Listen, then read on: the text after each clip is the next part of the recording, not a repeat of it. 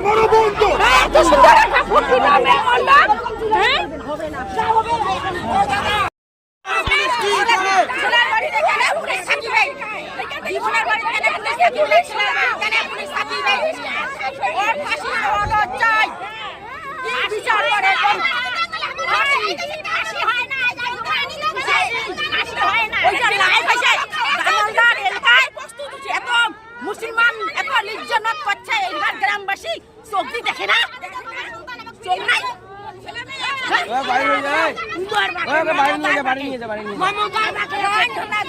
বিচার চাই। ছেলের বাড়িতে আমাকে নিয়ে যাও, ছেলের বাড়িতে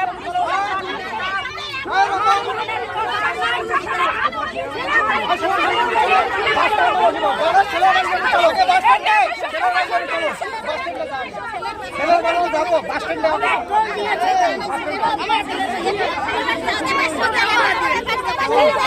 বাড়িতে কে আছে?